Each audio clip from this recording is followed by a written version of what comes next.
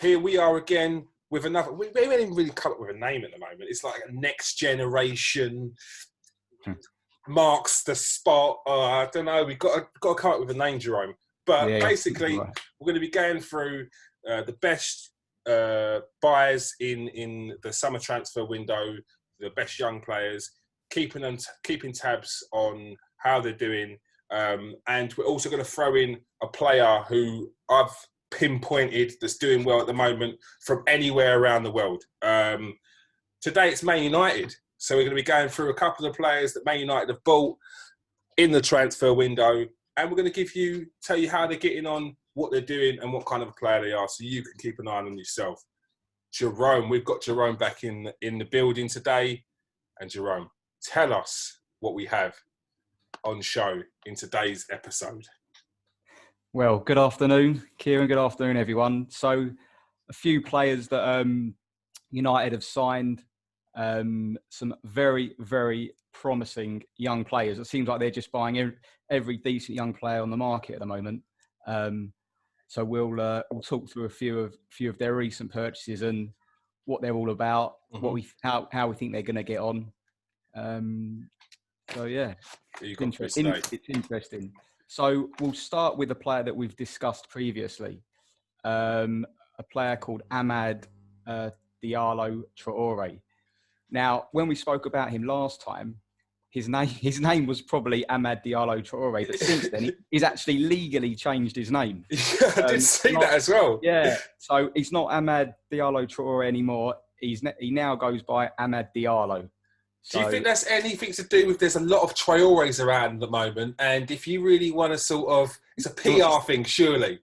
He wants to stand out, doesn't he? He's got to stand out, not just through his skill, but if someone's like, have you seen Amad Traoré? He's like, yeah, he's been playing for Wolves for the last four or 5 years, mate. He's like, no, the different one. So you take that away, it's Amad Diallo, and yeah, there's only one Amad Diallo around at the moment. So that's it. He's got to hope that another Diallo doesn't come about. Otherwise, he's going to have to change his name again. Yeah, no. He got there first.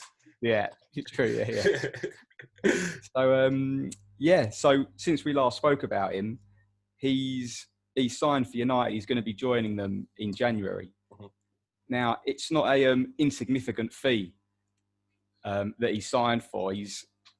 Potentially it could rise to 41 million euros. Yeah, because originally we were talking about, when we spoke about it last, it was around the 20-something mark, wasn't it? That's it.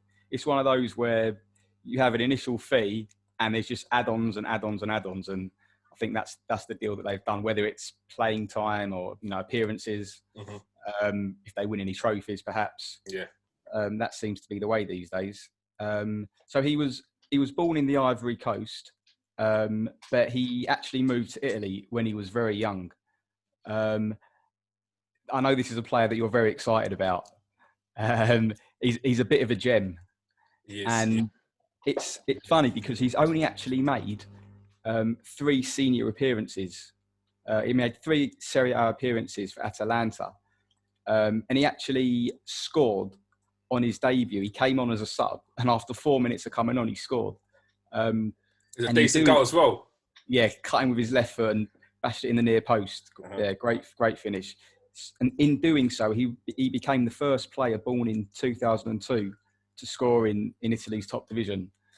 We're looking at a player here that is super sharp, explosive, plays at a high tempo. The Atalanta captain actually said that to stop him in training, we have to kick him. Like there's no other way. There's no other way of stopping him. I think he said it in like an Instagram live video. Yeah. Now he's still training with Atalanta. Yeah. But I don't believe he's going to play any more games for them, just because there's a chance he could get, I don't want to take any chances in terms of injuries.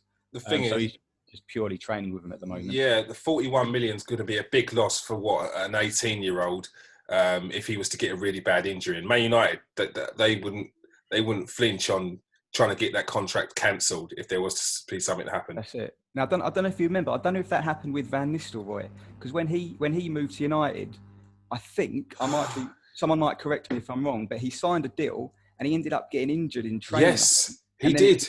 his move got delayed for about a year. Yeah, it did. He was also linked with Arsenal before that, but then he got the injury. There was the injury, but I think he'd already signed or spoken about going and joining Man United previously anyway. No, you are right. You are right. It was delayed for a season. So United have been burnt with that sort of thing in the past. So it just makes sense, really, doesn't it? Yeah. Especially the fact that he's only played a few games. There's no need for it. There's no need. It would be, and I think the game he came in against Udinese was, like you said, it was what last 10, last 20. That's it. So they're not. He's not a starter. He's not yet. And to be fair, I think that game they ended up winning 7-1. I don't know what the score was when he came on, but I don't think it was 0-0.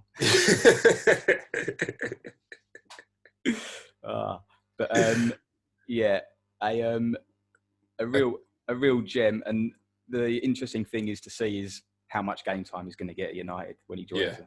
Yeah, I think it'd be probably going to the under-23s initially, because they, as everyone knows, they wanted Jadon Sancho, and they couldn't get him, so they brought in 2 for the price of 1. It looks like. So for him to come in straight away, it'd be a lot of pressure.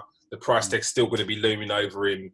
I think it's one you're going to have to nurse in, and I think they should. I don't think they should rush this kid.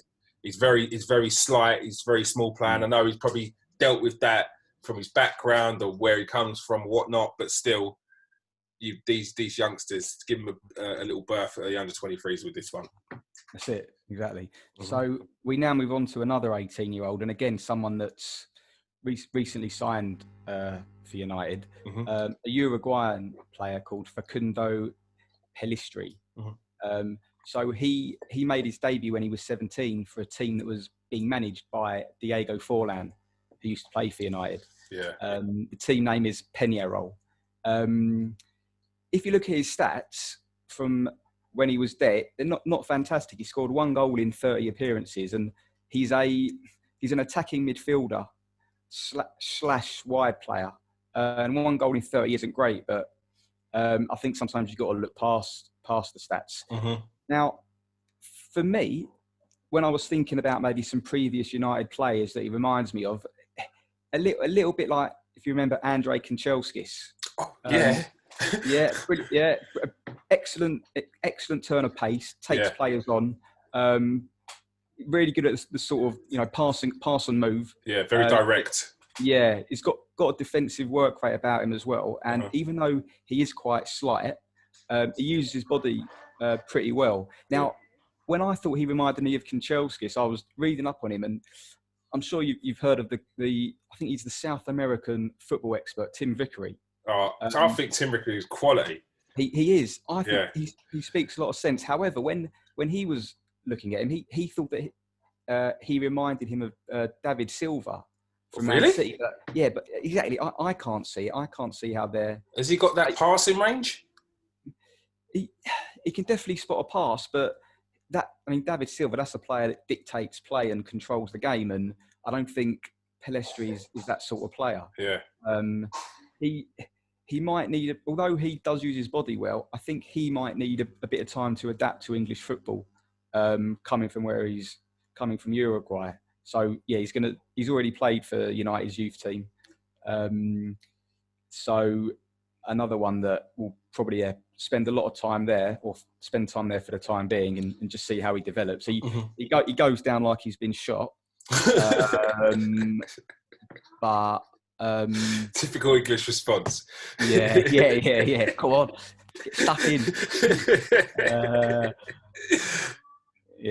So also the good thing is that obviously United have signed Cavani, so he's got someone from Uruguay there.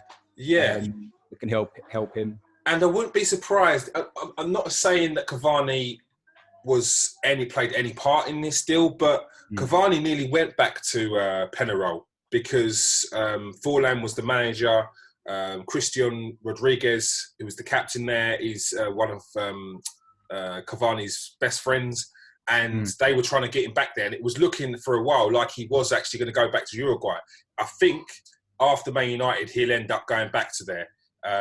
So maybe not a connection, but this is someone who they can relay some information from his previous club, because he's got contacts there to and help guide the player now. Because having someone like a legend in the country such as Cavani to look up to in the squad, he's going to be excellent for the kid.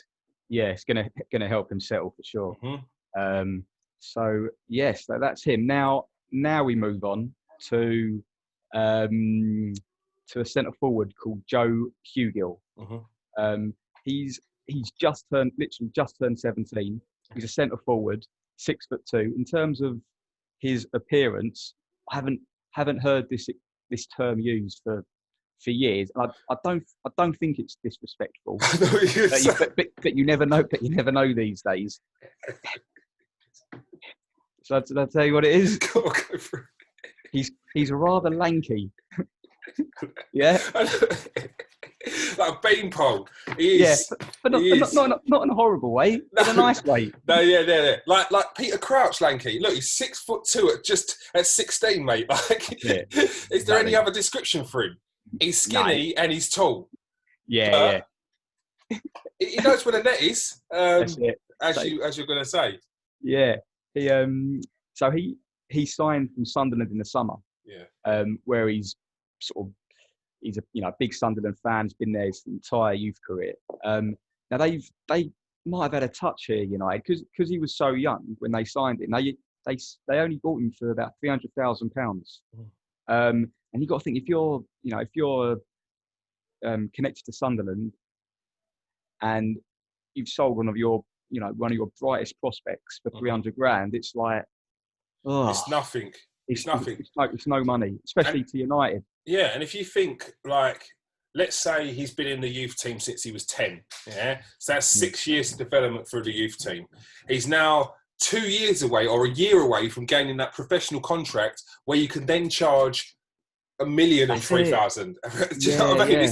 It's a tad harsh. I think they should be looking for a bit more compensation, depending on, like, maybe dependent on the contract that he gets at Man United next, or how he progresses when he's 18. They should, like as you're saying, this doesn't help the small clubs. Nah, and like we look at Diallo, I know he's a bit more advanced in his career, but he's a year older. He's only made 3 appearances, and he's going for potentially 40 million. Yeah, and guarantee if Joe Hugolani was playing for AC Milan and came from that youth team, he wouldn't be at 300k, would he? That's it, exactly. So he was linked with Arsenal and Spurs, and he's probably going to play with the under-18s to begin with, but he's already exceeded expectations at United, and he was actually fast-tracked into their under-23 squad, and he scored 2 minutes into his debut. Yeah. He's a bit of a poacher as well, isn't he? Yeah, he is a centre forward. He's not a winger. Yeah. He doesn't play just behind the strike. He's a centre forward. I guess he's been likened to Harry Kane in his style. He's not the quickest. He's not. I would have said Noel Quinn. The Sunderland connection. Noel Quinn's a great shout. He's built like that as well, isn't he? Yeah, if he throws a couple of extra inches. Noel Quinn, good shout. But the ball sticks to him very well. He's got a very good soft touch, holds up play. Seems quite intelligent for a 17-year-old. Lots of runs in behind, and despite not being the quickest, he times his runs well. They really rate him highly, and for 300 grand, it's an amazing bit of business by United.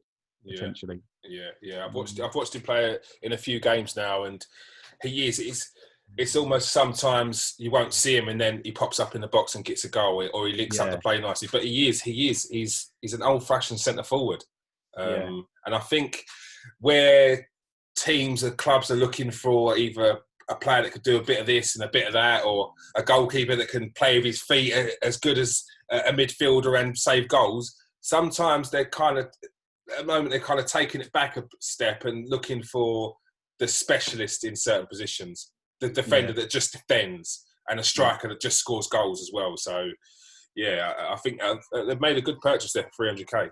Yeah, especially when we come and talk about the next player who's a bit more expensive. Who this next player, he could very well be the jewel in their sort of youth crown. Yeah. Hannibal Mejbri. I hope I've got that. I think I've got the first name. I don't know. I mean, the first name's not too hard. Nah, the first name. Yeah, Mejbri. Mejbri. Yeah, I would have said Mejbri. Yeah. Yeah. This is, I think, someone that they've got very high hopes for. He's got a bit of it all in it, even the look. Yeah, I mean, he's got a very unique look. Yeah, very unique look. He's another 17-year-old, 6 foot. He signed for Monaco in 2019 for a fee that it could end up being about 10 million euros, something like that. He's a French under 16 and under 17 international, but due to his family, he can also play for Tunisia. Okay. Now his agent, I believe, is the super agent George Mendes. Oh. I don't think Joe Hugill's got the same agent. But you never know. You never know. You don't know. I don't know if he'd have gone for £300,000. Yeah, true. But yeah, as you mentioned, he definitely stands out with his hair, similar to, I guess, like Sideshow Bob.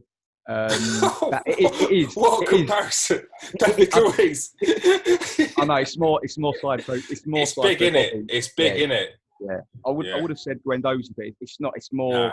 It's more like a lion. Yeah.